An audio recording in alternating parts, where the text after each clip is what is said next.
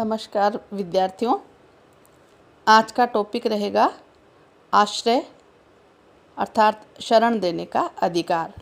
राज्यों के बारे में आश्रय का अधिकार किसे होता है और इसके क्या विशेषताएं हैं या इससे क्या अभिप्राय है, इसके बारे में हम चर्चा करेंगे।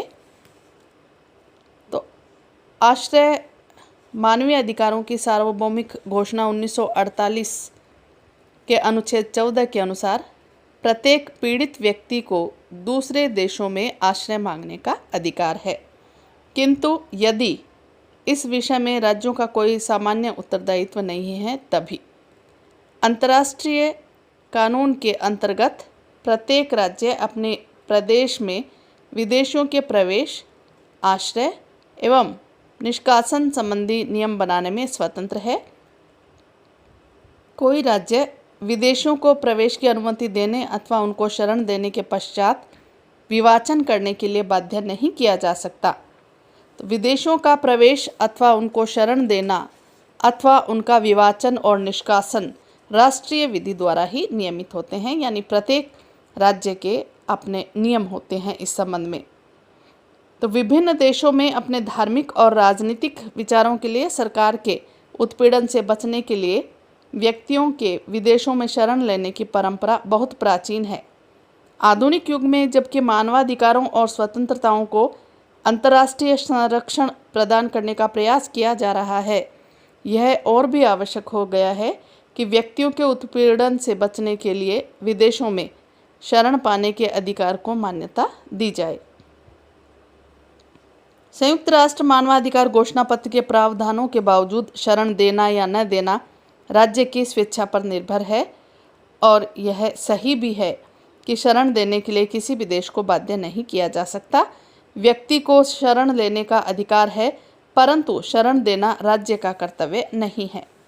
तो शरण या आश्रय का पहले हम देखेंगे कि इसका क्या अर्थ है।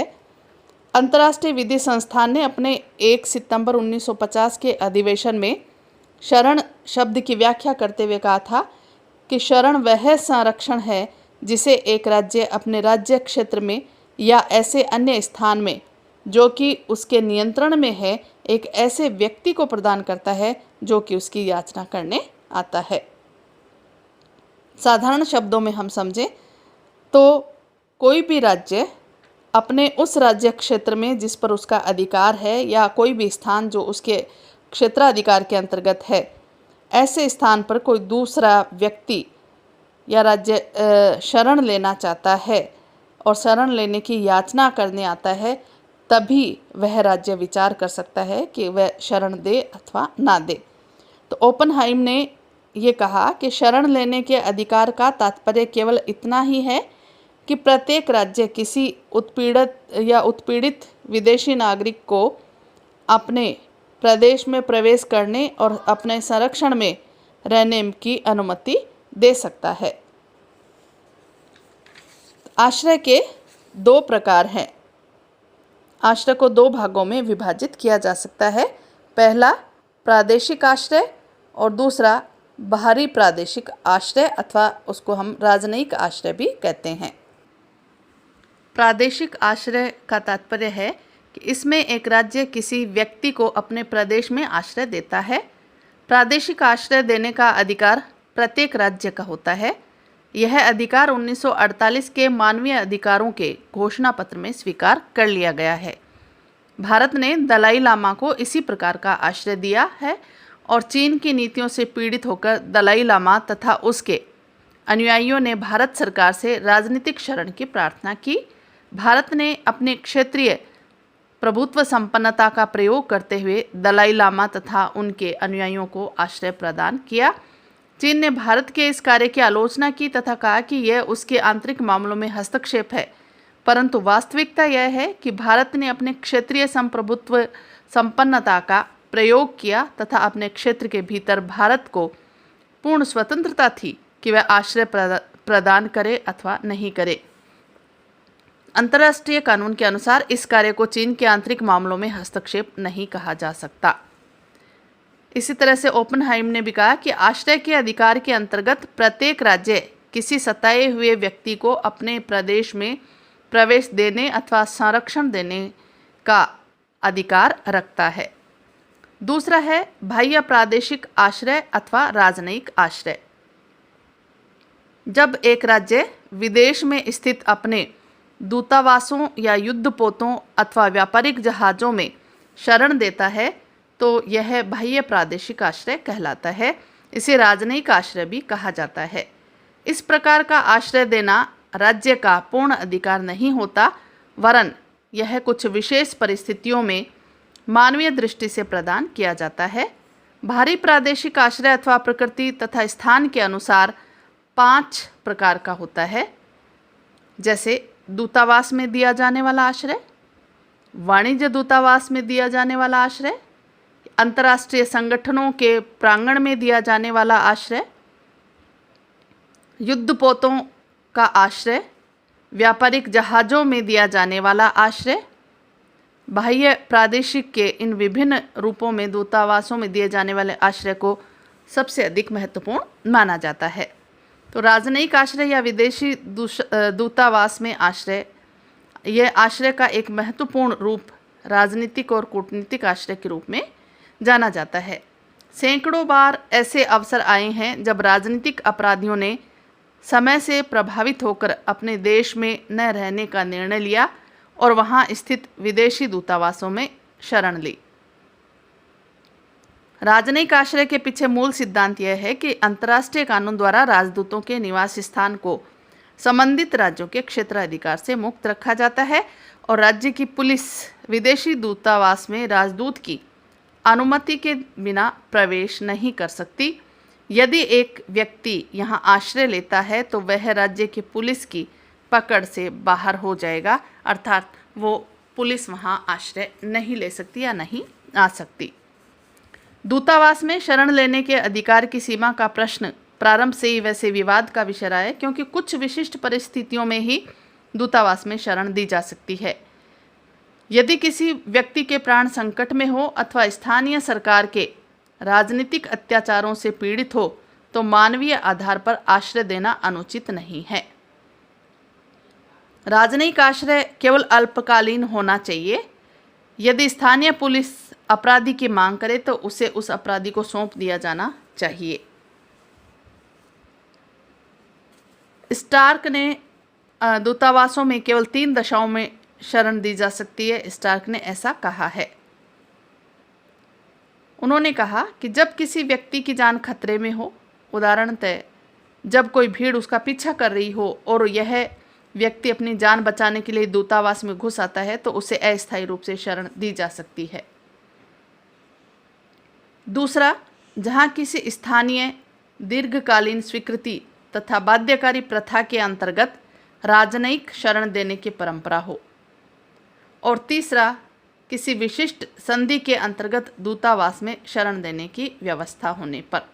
तो इस तरह के बहुत सारे उदाहरण भी देखे जा सकते हैं और ये राजनयिक आश्रय कुछ शर्तों का विषय हो जाता है। कुछ शर्तों का विषय इसे हम कह सकते हैं।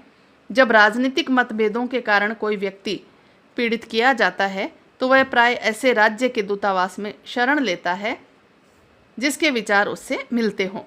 विभिन्न राज्यों के दूतावास समय समय पर अनेक अपराधियों को अपने दूतावासों में आश्रय देते हैं और इससे संबंधित बहुत सारे मामले हैं अंतर्राष्ट्रीय स्तर पर जिन्हें हम देख भी सकते हैं।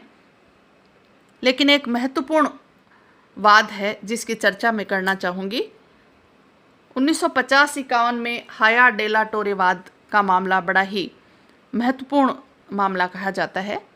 तो हाया डेला टोरे पेरू का एक राजनीतिक नेता था जिसके विरुद्ध पेरू में एक सैनिक विद्रोह उकसाने का दोषारोपण था।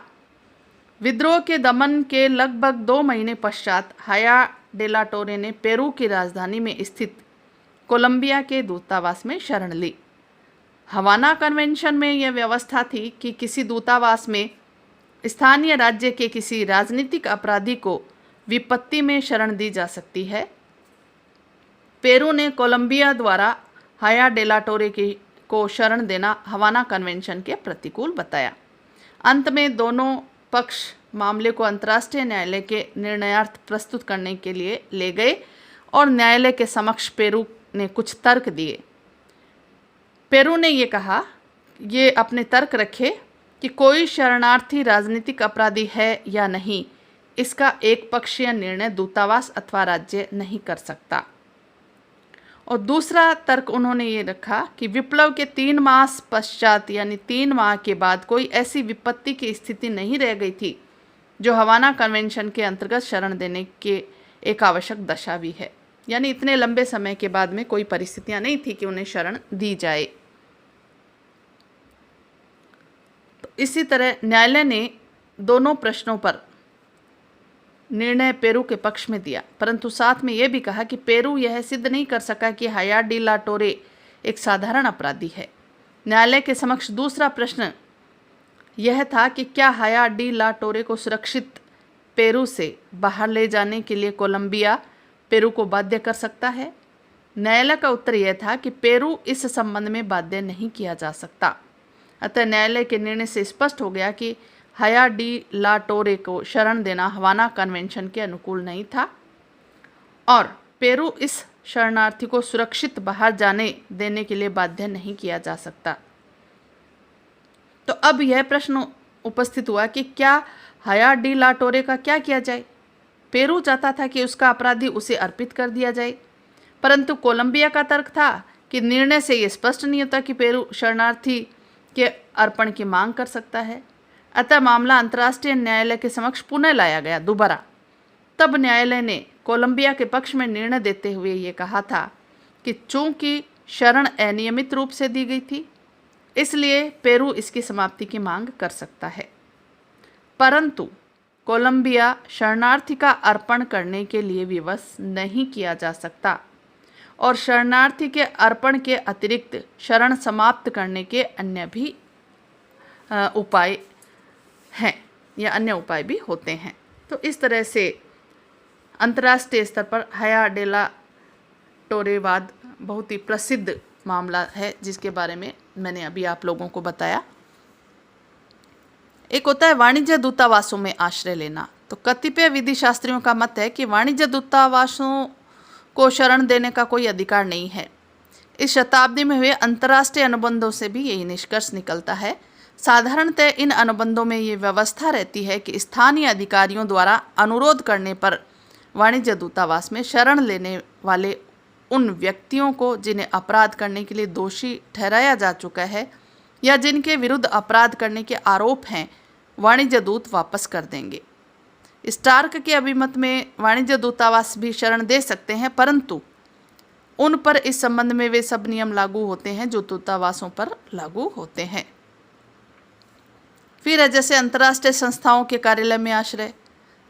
तो संयुक्त राष्ट्र तथा विशिष्ट एजेंसियों के मुख्यालय करारों के आधार पर भी यह कहा जा सकता है कि अंतर्राष्ट्रीय संस्थाओं को अपने कार्यालय में आश्रय देने के विषय में कोई सामान्य अधिकार प्राप्त नहीं है।